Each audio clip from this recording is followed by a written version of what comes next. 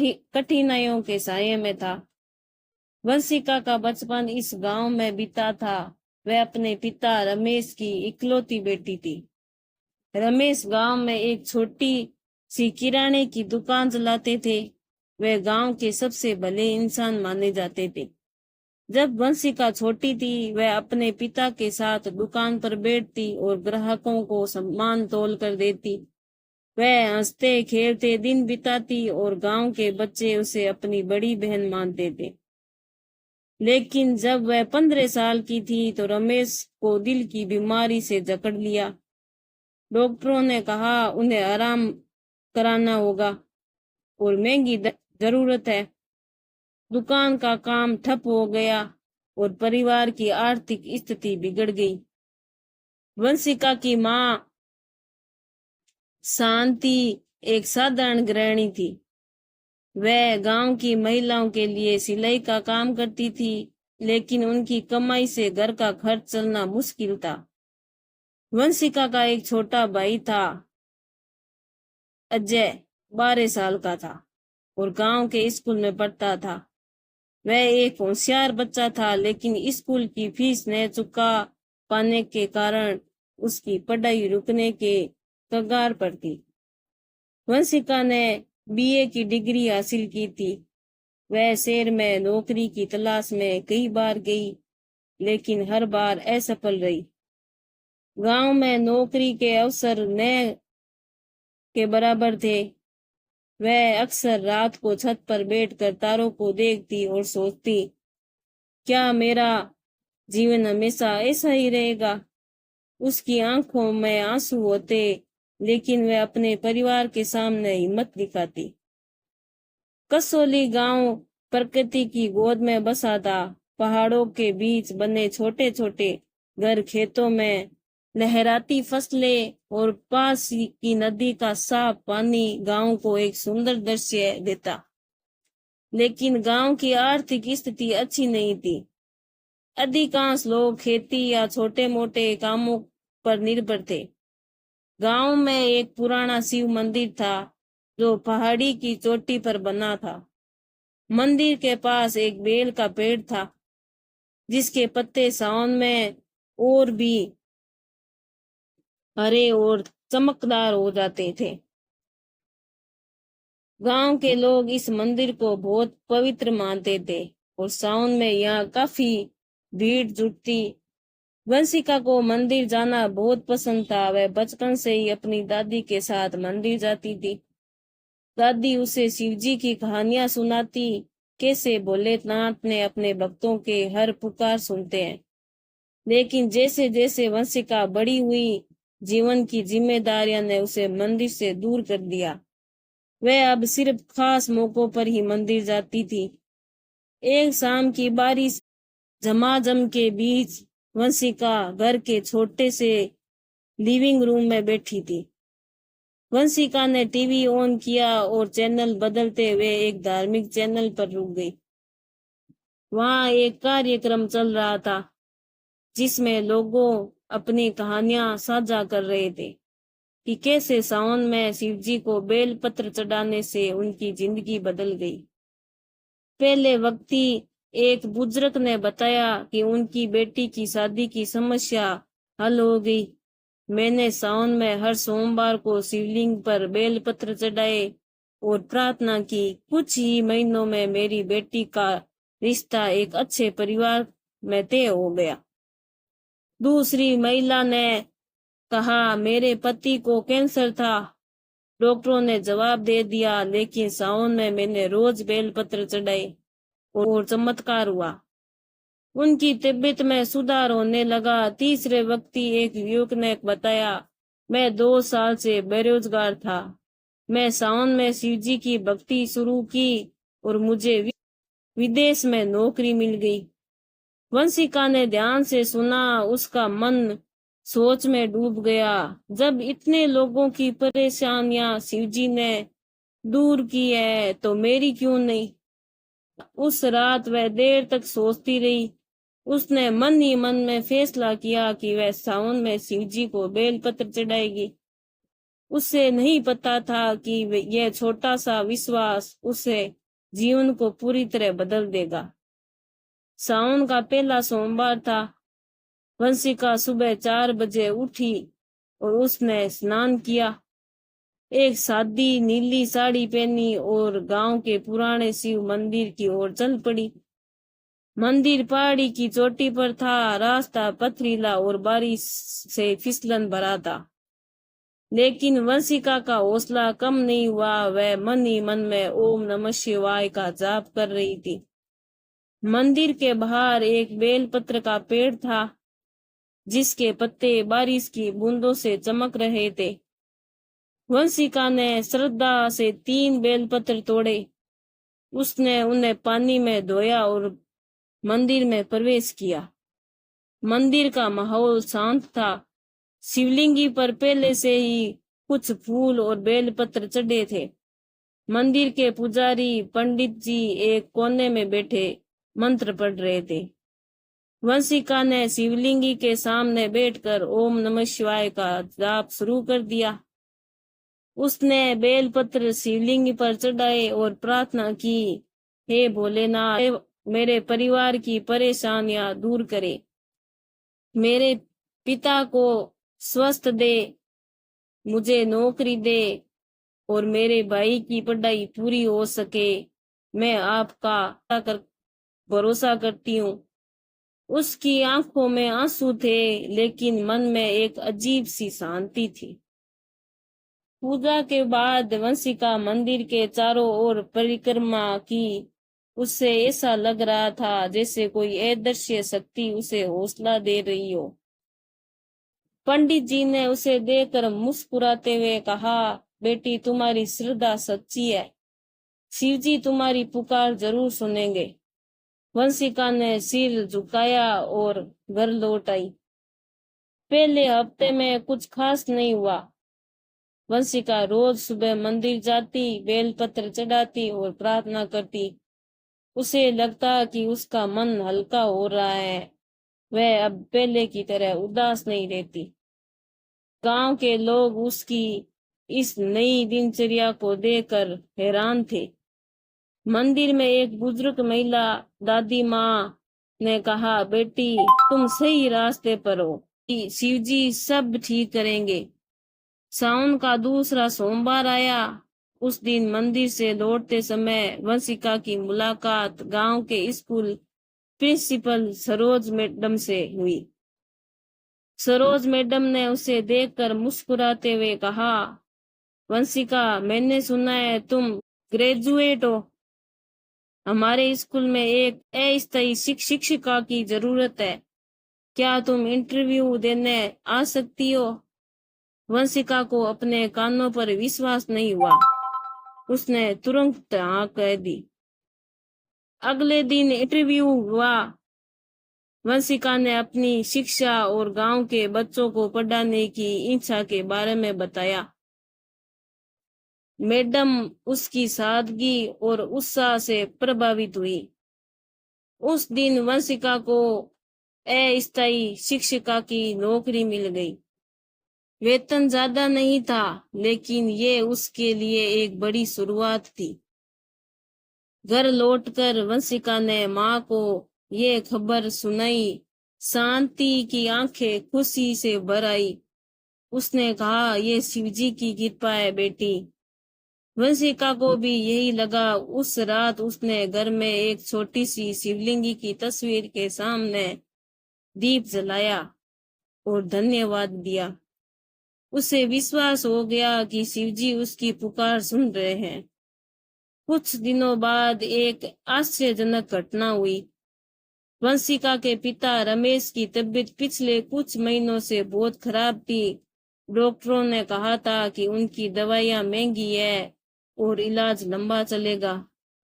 लेकिन एक दिन एक गांव में एक वेद पंडित रामदास वंशिका के घर आया और वह गांव के सबसे सम्मानित वेद थे, जिन्हें जड़ी बूटियों का गहरा ज्ञान था।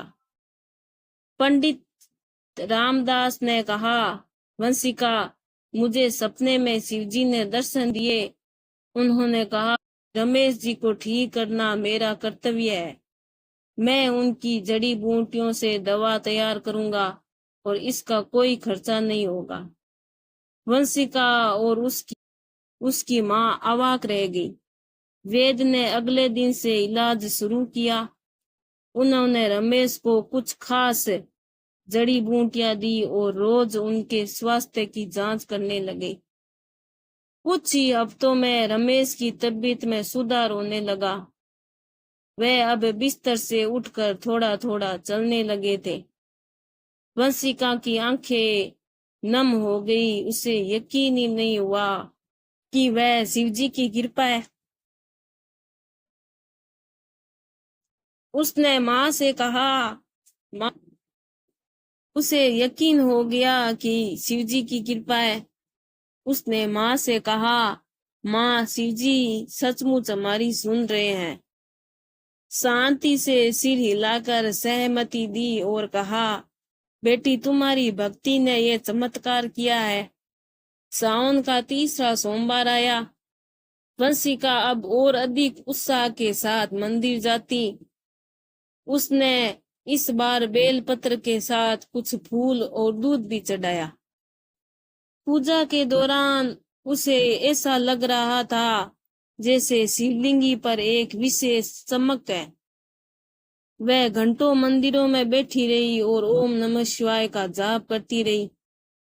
उसी दिन स्कूल से लौटते समय अजय ने वंशिका को एक खुशखबरी सुनाई। स्कूल में एक ट्रस्ट में मध्यवी लेकिन गरीब बच्चों के लिए स्कॉलरशिप शुरू की थी और अजय का नाम उसमें लिया गया था। उसकी स्कूल की फीस माफ हो गई और उसे किताबें और यूनिफॉर्म के लिए भी मदद मिली।